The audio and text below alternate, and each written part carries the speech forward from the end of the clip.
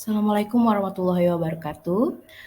Baik, hari ini kami akan mempresentasikan hasil diskusi kami tentang Pancasila sebagai entitas dan identitas bangsa Indonesia dalam perwujudan profil pelajar Pancasila pada pendidikan yang berpihak pada peserta didik dalam pendidikan abad ke-21 di ekosistem sekolah. Uh, ini adalah hasil diskusi kami untuk memenuhi tugas filosofi pendidikan Indonesia. Sebelum kami memulai presentasi pada hari ini, ada baiknya kami akan memperkenalkan anggota tim kami, yaitu pertama Dince Yantri, yang kedua Berti Deatri, yang ketiga saya sendiri Bolivana Novrianti, dan selanjutnya ada Fahri Muhammad, Ermalati Putri, dan juga Devriansyah Syafi'i.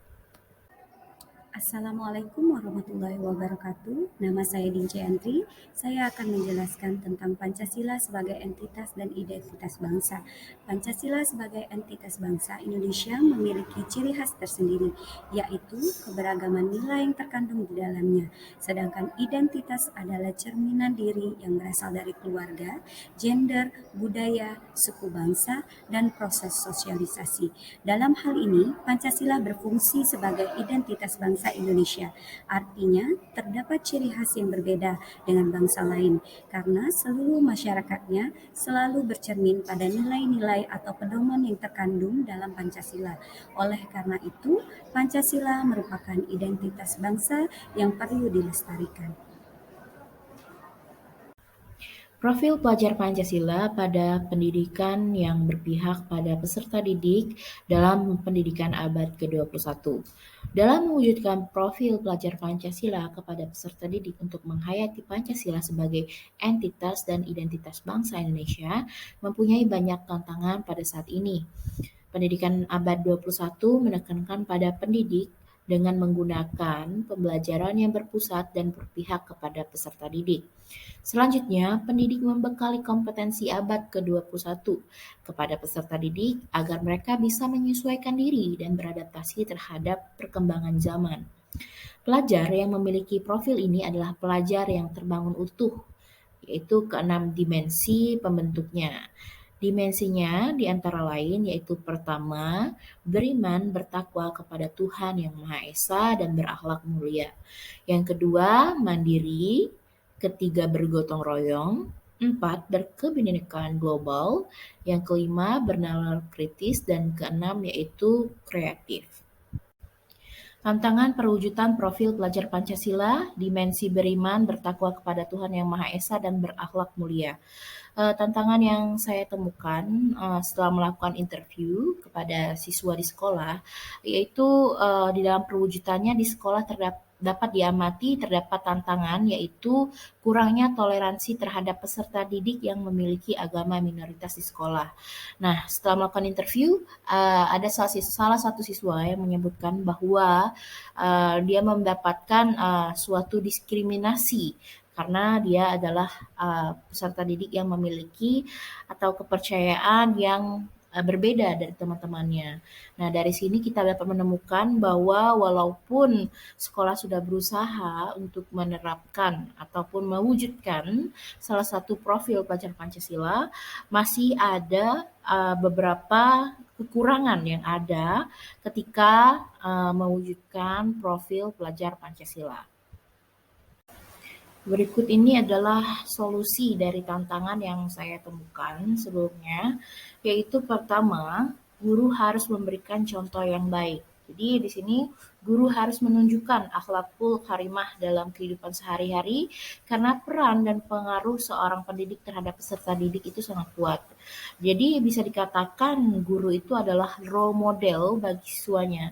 Dengan menunjukkan akhlak ataupun perilaku yang baik, diharapkan peserta didik dapat meniru ataupun mengikuti contoh yang diberikan oleh guru. Yang kedua yaitu keluarga menanamkan sikap toleransi. Menanamkan sikap toleransi sejak dini yang dimulai dari lingkungan utama yaitu keluarga. Dengan ini diharapkan peserta didik dapat saling menghargai beragam perbedaan yang ada. Jadi menanamkan toleransi dari sejak dini, apalagi dimulai dari keluarga itu sangat penting. Dan yang ketiga yaitu adalah sekolah memberikan penguatan terhadap profil pelajar Pancasila. Sekolah melakukan penerapan nilai profil Pancasila, beriman dan bertakwa kepada Tuhan Yang Maha Esa dan berakhlak mulia. Jadi salah satu contohnya itu menjalankan perintah agama sesuai kepercayaan masing-masing, berkata dan berbuat baik sesuai ajaran agama, bersikap ramah, sopan dan menghargai sesama manusia. Selanjutnya itu peserta didik membiasakan diri untuk bertoleransi. Toleransi menggambarkan sikap saling menghargai dengan beragam perbedaan. Maka dari itu, dengan bertoleransi menjadi sikap yang sangat penting karena merupakan tindakan yang saling menghormati keragaman baik latar belakang, pandangan, dan juga kepercayaan. Baiklah, dimensi profil pelajar Pancasila selanjutnya adalah berkebinekaan global. Terdapat 3 elemen kunci dalam dimensi ini, meliputi mengenal dan menghargai budaya, kemampuan komunikasi interkultural dalam berinteraksi dengan sesama, dan refleksi dan tanggung jawab terhadap pengalaman berkebinekaan. Jadi dimensi ini mengajarkan peserta didik Indonesia agar mereka dapat mempertahankan budaya luhur, lokalitas, dan identitasnya, dan tetap berpikir dan terbuka dalam berinteraksi dengan budaya lain, sehingga menumbuhkan rasa saling menghargai dan kemungkinan terbentuknya budaya baru yang positif dan tidak bertentangan dengan budaya luhur yang sudah ada di Indonesia. Dengan memperkuat dimensi ini, peserta didik dapat menumbuhkan perasaan untuk menghormati keberagaman yang ada dan menumbuhkan sikap toleran terhadap keragaman dan perbedaan tersebut. Jadi, tantangan yang dihadapi dalam implementasi dimensi berkebinekaan global ini terdapat pada lingkungan sekitar peserta didik, baik di sekolah maupun di lingkungan rumah. Lingkungan tentunya menjadi tantangan yang tidak bisa dihindari karena peserta didik, terutama yang masih duduk di bangku SD dan SMP, cenderung mengikuti sesuatu yang dilakukan oleh keluarga terdekatnya atau bahkan teman sebayanya. Maka jika mereka tinggal atau bersekolah di tempat yang kurang memiliki rasa toleransi terhadap keberagaman yang ada, maka mereka juga akan menganggap bahwa sikap toleransi tersebut ya tidak diperlukan. Namun sejatinya hal tersebut kembali lagi kepada cara berpikir peserta didik dan cara mereka menanggapi persoalan tersebut berdasarkan pengetahuan dan pengalaman yang mereka miliki. Lalu sifat terbuka peserta didik dalam mempelajari dan menerima budaya lain juga menjadi tantangan tersendiri. Terdapat peserta didik yang tertutup atau tidak mau menerima budaya lain yang cenderung tidak ingin berinteraksi dengan budaya lain tersebut yang berbeda dengannya. Dan ada juga peserta didik yang terlalu terbuka terhadap budaya lain dan menerima budaya yang dapat dikatakan negatif dan bertentangan dengan budaya luhur bangsa.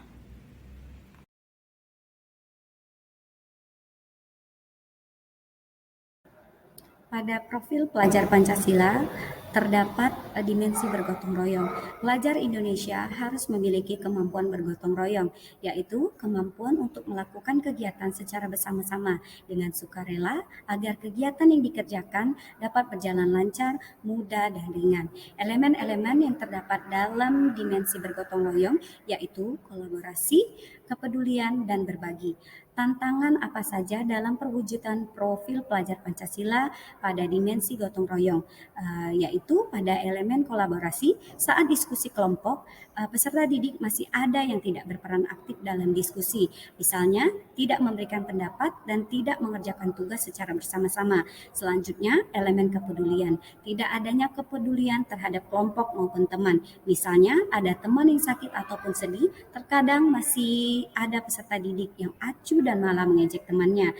Dan terakhir yaitu elemen berbagi, kurangnya rasa empati kepada sesama. Misalnya saat teman mengalami kesulitan atau musibah, masih ada peserta didik yang tidak membantu dengan memberikan sumbangan sukarela atau bahkan tidak menjenguk teman yang terkena musibah tersebut.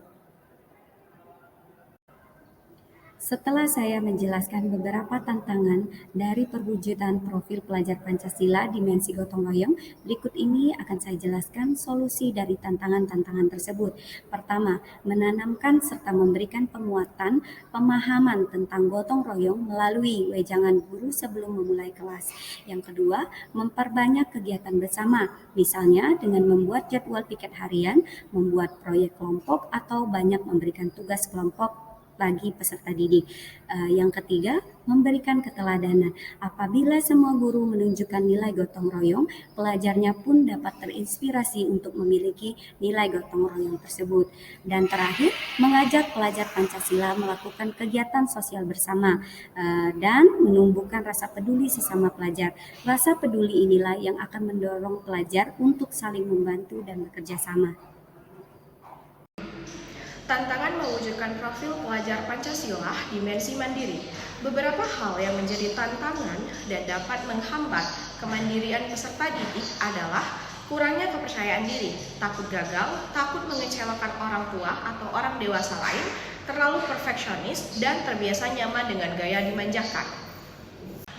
Adapun solusi dari tantangan tersebut ialah dapat dilakukan dengan guru memberikan tugas secara mandiri dengan ketentuan tertentu, menerapkan kedisiplinan dan tanggung jawab di sekolah, serta memberikan ruang kepada peserta didik untuk mengasah kemandiriannya pada kegiatan ekstrakurikuler.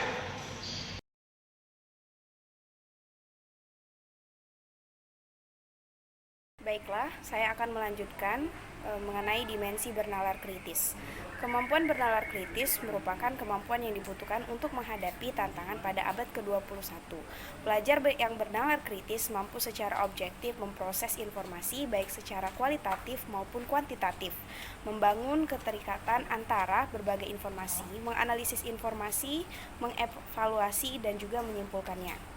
Adapun tantangan dari perwujudan dimensi bernalar kritis di lingkungan sekolah, yaitu peserta didik belum terlatih untuk menganalisis informasi, menyelesaikan masalah, dan juga mengambil keputusan karena proses pembelajaran masih belum melibatkan peserta didik secara aktif di sekolah, dan rasa ingin tahu dari peserta didik juga masih rendah. Berpikir kritis tidak dapat diajarkan melalui metode ceramah, karena berpikir kritis merupakan proses yang aktif. Keterampilan intelektual dari berpikir kritis mencakup berpikir analisis, sintetis, dan reflektif, dan bisa juga diterapkan aktualisasi penampilan atau performance.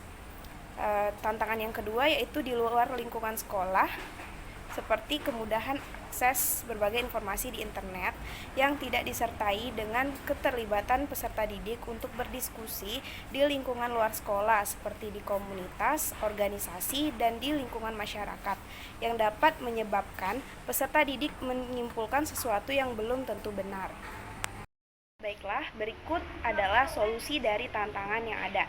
Yang pertama yaitu libatkan anak-anak dalam kegiatan berdiskusi baik di rumah maupun di sekolah supaya mereka dapat berpikir rasional, konseptual, dan reflektif dalam mengambil keputusan. Yang kedua, peserta didik juga harus meningkatkan rasa ingin tahu dan sering membaca informasi yang relevan serta sering bertanya agar meningkatkan kemampuan bernalar kritis. Yang ketiga yaitu guru juga bisa menerapkan strategi pembelajaran yang dapat meningkatkan kemampuan bernalar kritis, seperti mengajar dengan problem based learning, project based learning, discovery, inquiry, dan lain sebagainya. Yang selanjutnya yaitu sekolah memberikan penguatan profil pelajar Pancasila melalui kegiatan project penguatan profil pelajar Pancasila seperti melibatkan peserta didik untuk berdiskusi dan menyampaikan argumentasi. Terakhir, yaitu kesimpulan, dimensi profil pelajar Pancasila adalah karakter dan kompetensi fondasi yang perlu dikembangkan satuan pendidikan.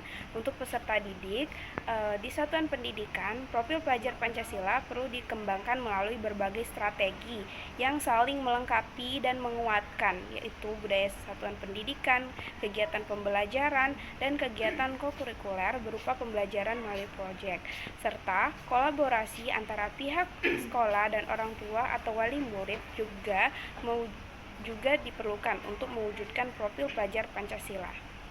Sekian hasil diskusi dari kelompok kami. Wassalamualaikum warahmatullahi wabarakatuh.